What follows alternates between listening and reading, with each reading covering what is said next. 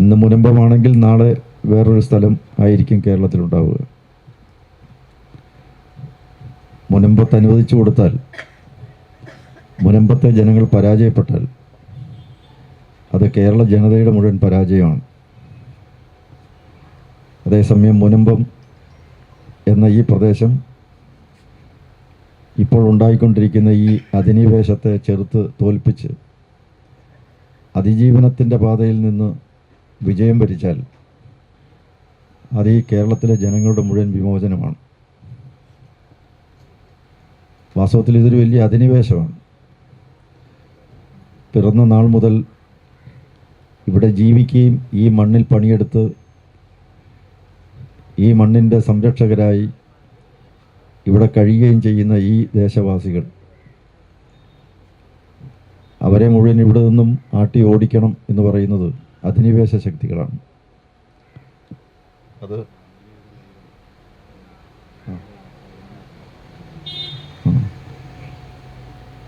അതുകൊണ്ട് തീർച്ചയായും ഇത് അതിജീവനത്തിന് വേണ്ടിയിട്ടുള്ള പോരാട്ടമാണ്.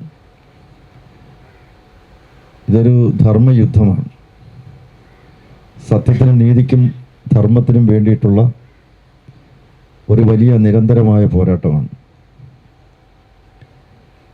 ഈ കേരളത്തിൽ ഞാൻ പലയിടത്തും യാത്ര ചെയ്തപ്പോൾ പല സ്ഥലങ്ങളിലും ഇതുപോലുള്ള അനുഭവങ്ങളുള്ള ആളുകളുടെ രോദനം, പരിദേവനം, അവരുടെ എല്ലാം കഷ്ടപ്പാടുകൾ നേരിട്ട് വന്ന് വിവരിക്കുകയുണ്ടായി.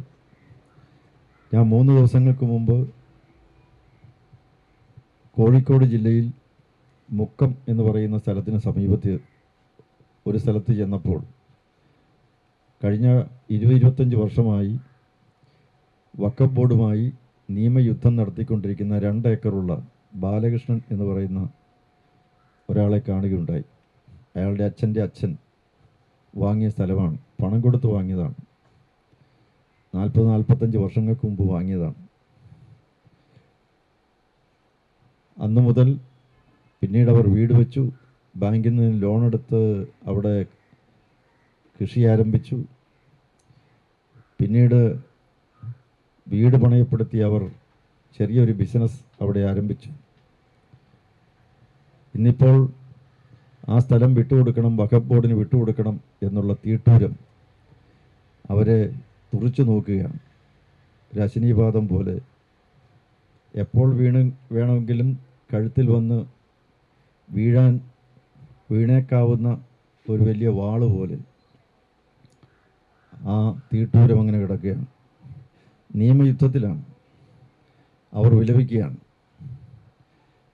അല്പം കൂടി ലോൺ കിട്ടാൻ വേണ്ടി ശ്രമിച്ചിട്ട് ബാങ്കുകാർ കൊടുക്കുന്നില്ല. വലിയ പ്രശ്നത്തിലാണ്. ഇത് അവിടുത്തെ മാത്രം കഥയല്ല, അതിൻ്റെ അടുത്ത് ഉള്ള പല സ്ഥലങ്ങളിലും ചെന്നപ്പോൾ ഇത് തന്നെയാണ് കേൾക്കാൻ കഴിയുന്നത്. ഈ മുനമ്പത്തെ ശബ്ദം ഇന്ന് കേരളത്തിലെ പല ഇടങ്ങളിൽ നിന്നും മുഴങ്ങുകയാണ്. ഇതൊരൊറ്റപ്പെട്ട സംഭവമല്ല, ഇതൊരു യാദർച്ഛിക സംഭവമല്ല, ഇത് ദീർഘനാളുകളോളം നിലനിന്ന ജീവിതത്തിൻ്റെ പ്രശ്നമാണ്. അതുകൊണ്ട് തീർച്ചയായും ഇതൊരു താൽക്കാലിക പരിഹാരമല്ല ഇതിന് വേണ്ടത്, ശാശ്വത പരിഹാരമാണ്. ഇവിടെ ജീവിക്കുന്നവർക്ക് തുടർന്നും ജീവിക്കാനുള്ള അവകാശം അവർക്ക് ഭരണഘടനാദത്തമായിട്ടുണ്ട്. സ്വന്തം മണ്ണിൽ കഴിയാനുള്ള സ്വാതന്ത്ര്യമുണ്ട്. ഓരോ സ്ഥലത്തെ അവകാശം ഉന്നയിച്ച് വളരെ നാളുകൾക്ക് മുമ്പ് തങ്ങളുടെ കൈവശമായിരുന്നു, അല്ല തങ്ങൾക്ക് അവകാശപ്പെട്ടതാണ് എന്ന് പറഞ്ഞ് വഖഫ് ബോർഡ് ഇപ്പോൾ രംഗത്ത് വന്ന് ഇവിടുത്തെ ജനങ്ങളെ മുഴുവൻ വഴിയാധാരമാക്കാൻ ശ്രമിച്ചാൽ അത് തീർച്ചയായും മനുഷ്യാവകാശ ധ്വംസനമാണ്, പൗരാവകാശ ധ്വംസനമാണ്. അതൊരിക്കലും അനുവദിച്ചു കൊടുക്കാൻ കഴിയില്ല. ഈ വഖഫ് നിയമം മുസ്ലിം രാഷ്ട്രങ്ങളിലുണ്ടോ? അവിടെ പോലും വേണ്ടാത്ത, അവരാരും അവലംബിക്കാത്ത ഒരു നിയമം എന്തിനിവിടെ അടിച്ചേൽപ്പിക്കണം? ഒരുപക്ഷെ ഈ വക കാര്യങ്ങളെക്കുറിച്ച് എന്നെക്കാളേറെ വളരെ നന്നായിട്ട് അറിയാവുന്നവർ ഈ ഇരിക്കുന്ന നിങ്ങൾ ഒക്കെ തന്നെയാണ്. കാരണം 27 ദിവസമായും നമ്മൾ ഇതേ വിഷയത്തെക്കുറിച്ചാണ് ഇവിടെ ചർച്ച ചെയ്യുന്നത്. പക്ഷെ പല സ്ഥലങ്ങളിലും ചെല്ലുമ്പോൾ ഇപ്പോൾ എല്ലാവർക്കും മുനമ്പം ഒരു സുപരിതമായ വിഷയമാണ്. മുനമ്പത്തെ പോലെ മറ്റൊരു സ്ഥലത്തിന് ഉണ്ടാകാൻ പാടില്ല.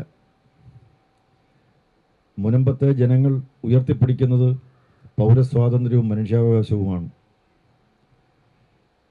ഈ മണ്ണിൽ അവർക്ക് ജീവിക്കാനുള്ള അവകാശം നേടിയെടുക്കാൻ വേണ്ടിയാണ്. അതുകൊണ്ട് തന്നെ തീർച്ചയായും മനുഷ്യസ്നേഹികളെല്ലാവരും ഈ സമരത്തോടൊപ്പം ഉണ്ടാകും എന്ന് തന്നെയാണ് എൻ്റെ വിശ്വാസം. ഭാരതീയ ജനതാ പാർട്ടിയുടെ കേന്ദ്ര നിർവാഹക സമിതി അംഗം എന്നുള്ള നിലയ്ക്കും നിരവധി ഹൈന്ദവ സംഘടനകളുടെ ഉത്തരവാദിത്വ സ്ഥാനത്തിരിക്കുന്ന ഒരാളെന്നുള്ള നിലയ്ക്കും ഞാൻ വളരെ ശക്തമായും വ്യക്തമായും പ്രഖ്യാപിക്കട്ടെ, ഇവിടെ ഇരിക്കുന്ന ഈ പ്രദേശത്തെ ജനങ്ങൾ അവരാരും തനിച്ചല്ല. ഈ പ്രദേശത്തെ ജനങ്ങളോടൊപ്പം ഈ നാട്ടിലെ എല്ലാ വിഭാഗം ജനങ്ങളെയും സംഘടിപ്പിക്കാൻ പ്രതിജ്ഞാബദ്ധരായി രംഗത്തിറങ്ങാൻ ഞാനും എൻ്റെ പ്രസ്ഥാനവും ഉണ്ടാകും എന്നുള്ള ഉറപ്പ് ഞാൻ നൽകട്ടെ. കാരണം ഇത് വളരെ ലഘുവായി ലളിതമായി കാണുന്ന ഒട്ടേറെ ആളുകളുണ്ട്.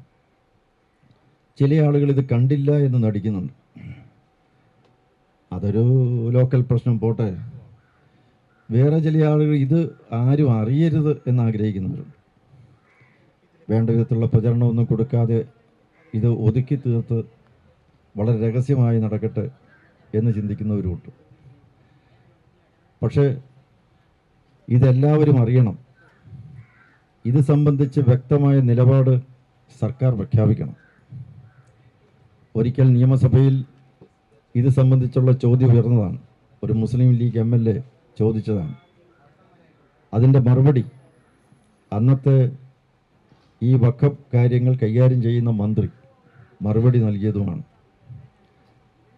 അപ്പോൾ രണ്ട് പക്ഷത്ത് നിൽക്കുന്നവരും ഒരുപോലെ മുനമ്പം വിഷയത്തിൽ അവരുടെ നിലപാട് പ്രഖ്യാപിച്ചു. തീർച്ചയായും ഇതിൻ്റെ അകത്തൊരു രാഷ്ട്രീയമില്ല. ഇതിൻ്റെ അകത്ത് ഒരു വിധത്തിലും വിഭാഗീയതയില്ല. ഇതിൻ്റെ അകത്തുള്ളത് മനുഷ്യത്വത്തിൻ്റെ പ്രശ്നമാണ്. ആ മനുഷ്യത്വത്തിൻ്റെ പ്രശ്നത്തെ മനുഷ്യത്വ പ്രശ്നമായി തന്നെ കണ്ട് നിലപാടെടുക്കാൻ എല്ലാ രാഷ്ട്രീയ പാർട്ടിയിൽപ്പെട്ടവരും രംഗത്ത് വരേണ്ടതാണ്. അവർ അവരുടെ നിലപാടുകൾ പ്രഖ്യാപിക്കേണ്ടതാണ്. ഏകപക്ഷീയമായി ആരുടെയെങ്കിലും ചുമലിലേക്ക് ഈ വിഷയത്തെ എടുത്തിട്ടറിയാതെ ഇതൊരു ജനകീയ വിഷയമാകണം. ഞാനിന്ന് രാവിലെ കലൂർ SJ ഹാളിൽ നടന്ന ഈ മുനമ്പം വിഷയം സംബന്ധിച്ച് നടന്ന ഒരു വലിയ ജനകീയ കൺവെൻഷനിൽ പങ്കെടുത്തു വരികയാണ്. ആയിരക്കണക്കിന് ആളുകൾ അതിൽ പങ്കെടുത്തു. നാടിൻ്റെ നാനാഭാഗങ്ങളിൽ നിന്നും വന്നവരുണ്ടായിരുന്നു. എല്ലാ വിഭാഗങ്ങളിൽ നിന്നുമുള്ളവർ പ്രതികരിച്ച് ഏതാണ്ട് 45-50 സംഘടനകളുടെ നേതാക്കന്മാർ അതിൽ പങ്കെടുത്തു. എല്ലാവരും ഒരേ സ്വരത്തിൽ പ്രഖ്യാപിക്കുന്നു, ഇത് ജനകീയ വിഷയമാണ്. മുനമ്പത്തെ വിഷയം ഈ നാട്ടിലെ ജനങ്ങൾ ഏറ്റെടുത്ത് കഴിഞ്ഞിരിക്കുന്നു. എല്ലാ സംഘടനകളും ഒറ്റ ശബ്ദത്തിൽ ഒറ്റക്കെട്ടായിട്ട് ഒത്തൊരുമിച്ചൊന്നായി പറഞ്ഞു, മുനമ്പത്തെ ജനങ്ങളോടൊപ്പം ഞങ്ങളുണ്ട് എന്ന്. അതൊരു വലിയ മാറ്റമാണ്. കാരണം പ്രതിപക്ഷ കക്ഷികളെല്ലാവരും അവിടെ പ്രമേയം പാസാക്കി, അവർ കൈയടിച്ച് ഈ മുനമ്പത്തെ ജനങ്ങൾക്കെതിരായി പ്രമേയം പാസാക്കി. അവരെല്ലാം അങ്ങനെ നിർബാധം നമ്മുടെ നാട്ടിൽ പൊതുജീവിതത്തിൽ കഴിയുമ്പോൾ അതിൽ നിന്നും വ്യത്യസ്തമായി എല്ലാ രാഷ്ട്രീയ പാർട്ടിയുമായി ബന്ധമുള്ള നിരവധി സാമുദായിക സംഘടനകൾ, അവർക്കൊക്കെ വ്യത്യസ്തമായിട്ടുള്ള കക്ഷി രാഷ്ട്രീയമുണ്ട്. പക്ഷേ അവരുടെ രാഷ്ട്രീയം മനുഷ്യത്വമാണ്. അവരുടെ ലേബൽ ഒരുപക്ഷെ രാഷ്ട്രീയ പാർട്ടിയുടെ എന്തെങ്കിലും ഉണ്ടാകാം, പക്ഷേ അവരുടെ ഹൃദയം മനുഷ്യത്വത്തിന് വേണ്ടി തുടിക്കുന്നു, ത്രസിക്കുന്നു. അതുകൊണ്ട് ഈ നാട്ടിലെ ജനങ്ങളോടൊപ്പമാണ് അവർ എന്നവർ പ്രഖ്യാപിച്ചു. ചിലർ സംസാരിച്ചപ്പോൾ അവരവരുടെ രാഷ്ട്രീയ പാർട്ടി മേൽവിലാസം തന്നെ തുറന്ന് പ്രഖ്യാപിച്ചു. പക്ഷേ എന്നിരുന്നാൽ പോലും തങ്ങൾ എവിടെ നിൽക്കണം, എന്ത് പറയണം, എന്ത് ചെയ്യണം, എന്ത് വിശ്വസിക്കണം എന്ന് തീരുമാനിക്കുന്നത് തങ്ങളുടെ മനസാക്ഷിയാണ്. ആ മനസാക്ഷിക്കനുസരിച്ചാണ് കേരളത്തിലെ ജനങ്ങൾ ഇപ്പോൾ മുനമ്പത്തെ ജനങ്ങളോടൊപ്പം നിൽക്കുന്നത്. അതുകൊണ്ട് എനിക്ക് വളരെ വ്യക്തമായി പറയാൻ കഴിയും, ഈ പ്രക്ഷോഭം തീർച്ചയായിട്ടും കേരളത്തിലുടനീളം അത് കത്തിപ്പടർന്ന് വ്യാപിച്ച് ഈ നാട്ടിലെ ജനങ്ങളുടെ മുഴുവൻ വിഷയമായി മാറും. അതുകൊണ്ട് ഞാൻ ആദ്യമായും അവസാനമായും പറയട്ടെ, മുനമ്പത്തെ ജനങ്ങൾ, ഇന്ന് ഈ സമര രംഗത്ത് സമരവേദിയിലെത്തിയിരിക്കുന്ന ഇവിടുത്തെ സമരഭടന്മാരായി കഴിയുന്ന ഈ നിരാഹാര സത്യാഗ്രഹത്തിലും അതിന് പിന്തുണ പ്രഖ്യാപിച്ചും അതിൽ പങ്കെടുത്തും അതിൽ പിന്തുണ പ്രഖ്യാപിച്ചും കഴിയുന്ന എല്ലാവരും തനിച്ചല്ല, അവരോടൊപ്പം കേരളത്തിലെ ജനങ്ങളുണ്ട് എന്ന് ഉറച്ചു വിശ്വസിക്കാം എന്ന് മാത്രം പറഞ്ഞുകൊണ്ട് എല്ലാവിധ അഭിവാദ്യങ്ങളും ഞാൻ നിങ്ങളുടെ മുമ്പാകെ നേരുന്നു. ഈ സമരം വിജയിക്കട്ടെ. ഇത് കൂടുതൽ വിപുലവും വ്യാപകവുമാക്കി ജനമധ്യത്തിലേക്ക് കൊണ്ടുവന്നു ഇത് കേരള സർക്കാർ ഈ കാര്യത്തിൽ ഉചിതമായ തീരുമാനം, അതായത് ഇവിടുത്തെ ജനങ്ങൾ ഉന്നയിക്കുന്ന ആവശ്യങ്ങൾ 100% നിരുപാധികമായി സ്വീകരിച്ച് ഇവരുടെ ഈ പ്രദേശത്തെ ജനങ്ങളുടെ ദുഃഖവും വേദനയും അവരുടെ ആക്ഷേപവും ആവലാതിയും അവരുടെ കഷ്ടപ്പാടുകളും ദുഃഖങ്ങളും ദുരിതങ്ങളും മനസ്സിലാക്കാൻ തയ്യാറാവണം. ഈ പ്രശ്നത്തിന് ശാശ്വതമായൊരു പരിഹാരമുണ്ടാകണം എന്നാണ് എനിക്ക് പറയാനുള്ളത്.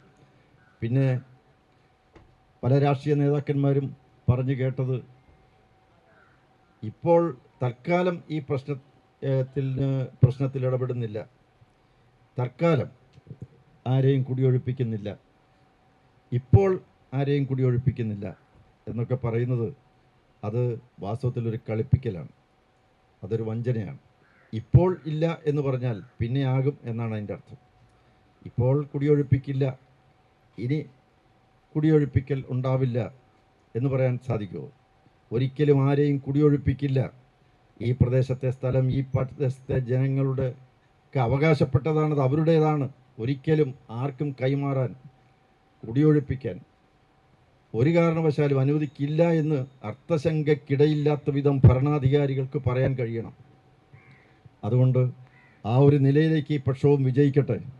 എല്ലാവിധ ആശംസകളും നേരുന്നു. ഇതിന് ആവശ്യമായിട്ടുള്ള എല്ലാ സഹായങ്ങളും എപ്പോഴും ഉണ്ടാകും എന്ന് ഉറപ്പ് നൽകിക്കൊണ്ട് ഞാൻ എൻ്റെ വാക്കുകൾ ചുരുക്കുന്നു. നന്ദി, നമസ്തേ.